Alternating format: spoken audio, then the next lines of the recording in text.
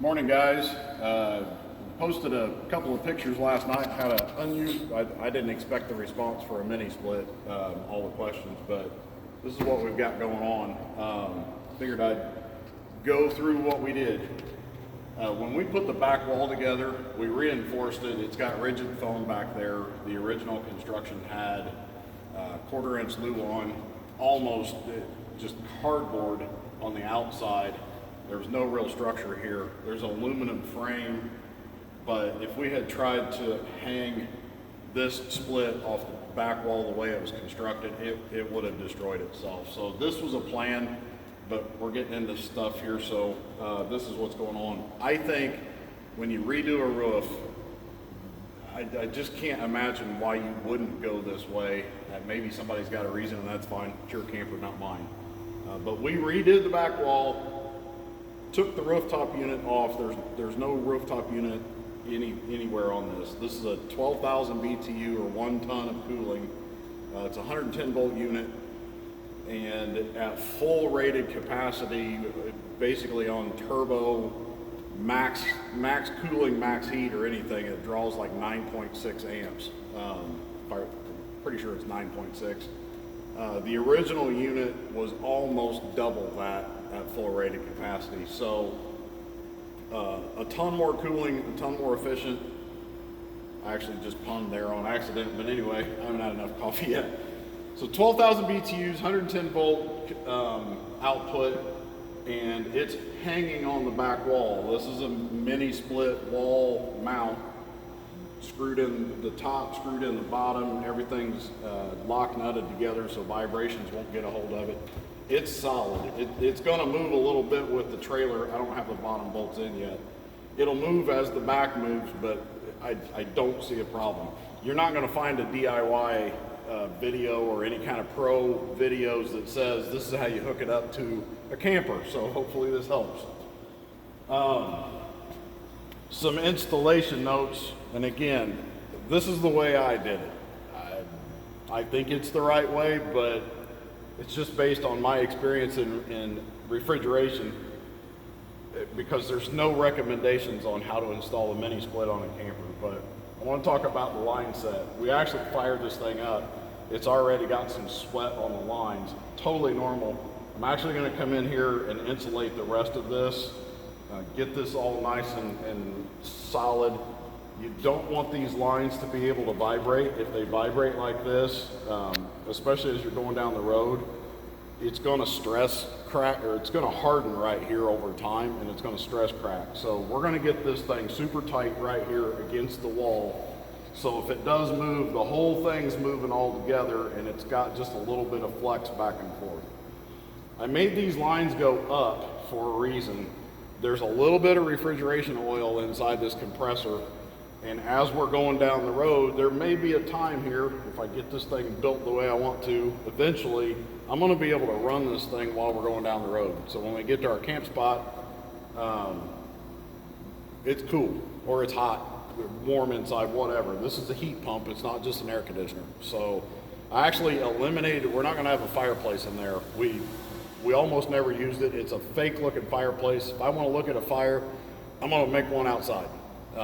I don't trust the wiring in the camper to handle the current draw in the wiring. I didn't trust any of it. So when we remodel down here, it's going away. This circuit is actually on the fireplace circuit. It's a 20 amp, 110 volt circuit. It's rated for it. Everything's good. Wire's rated for it. The wiring's temporary right now. What I'm going to do is I'm going to drill a hole right here and put a service box, bring the wires out. There's a cavity right in here. I'm going to bring the wires out, drop the wires down, bring them up, put them into strain reliefs, get it all the way it's supposed to be. So I'll have a service access right here. When it's all done, I'll take some pictures and show you with that. But the indoor unit, the piping comes across. We're gonna hit pause here in a second. Piping comes across, it goes straight down, it goes down underneath. It actually goes through a couple of pipes, PVC pipes that are just temporary. They're not fastened yet, but we're gonna foam this in and then caulk it in. So if any condensation does happen inside the insulation, it's going to go straight down and it's going to go straight out. It's got nowhere to go but out. I did that because, again, this thing's already starting to sweat. I skipped over the refrigeration oil. There's a little bit of oil inside the compressor. So I wanted to run the line up to keep the oil in the compressor. That's the whole reason this thing goes up and then it goes back down. Plus, if it does move around a little bit, it's going to move in the long section, not in the joints or not in any of the kinks, or not kinks, but any of the curves or anything like that. So you can DIY this thing. There's plenty of units out there. This is a pro model. This is not a DIY unit. I wanted the reliability. It's actually a Comfort Air. Again, 12,000 BTUs, 110 volt. I could have gone to a 230 volt. There's plenty of those out there. I could have added a transformer. They've got really good quality transformers now that'll take you from 110 volt to 230. Basically like a Hughes Autoformer, only it's a way bigger step. So it draws more current, adds more volts, steps the volts up, and it does the electricity stuff. We won't get into that. But again, wall bracket, it's mounted. Line set goes up and then it goes down and then it goes straight back up. The condensate, I'll show you inside, the condensate's going to come straight down and it's going to come out where the line set is. So just straight shot, it's going to come out right here. That's what's up. If you've got any questions, let me know in the comment section. Obviously, we're going to hit pause. We're going to go inside and show you the rough end on the inside. All right, we're back. This is the indoor unit. It is, I think it's running about 75% right now. I'm talking quietly. You ought to be able to hear it in the background. Wait, you can't hear it. I'm standing right next to it, and I hear a little fan noise, but it's nuts. Same rated output as the rooftop unit we had. We could watch TV, and with the rooftop unit off, the volume was on 7, 8, maybe 10 if we were watching a movie or something. Rooftop unit kicks on, we're taking it up to 50 or 60. When this thing kicks on high, we're not even going to change the volume on the TV, so that just gives you an idea on what's going on. This is directional. You push the button and it'll move up and down, so if you want to direct the cooling or heating up or down, it works like it's all off a remote control.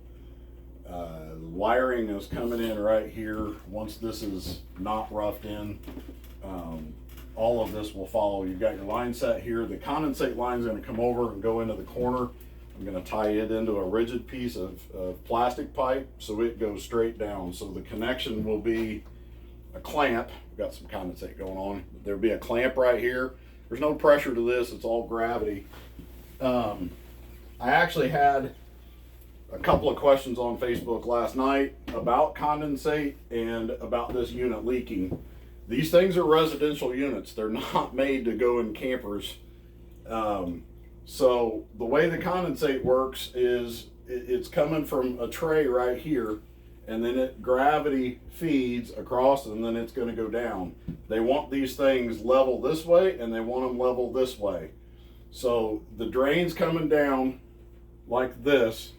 So if you've got the trailer, this thing's set level. So I've got my countertop level. I level everything off the countertops because that's where we're doing all of our stuff. So I leveled the countertops the way I would set it up at the campsite, and then I installed this unit, and it's level front to back and side to side, so that when we set up at a camp spot, I know that I need to be pretty doggone close to level. If not, this is gravity.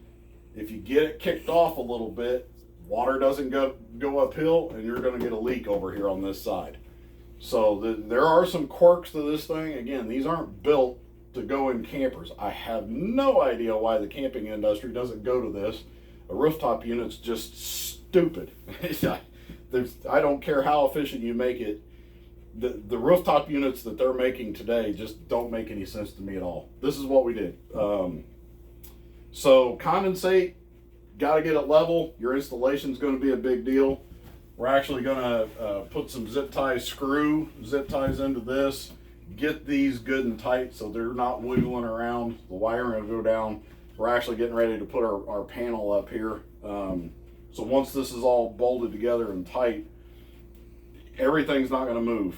Condensate will flow freely. The refrigeration pipes will be nice and tight. Everything will be good to go. So again, this is a mess right now. Hopefully in the next couple of days, we're going to have this all taken care of. I think that's it. Try to keep it short as possible. If you have questions, toss them off into the comments and we'll see what we can do to help you out. Have a good day, guys. Later.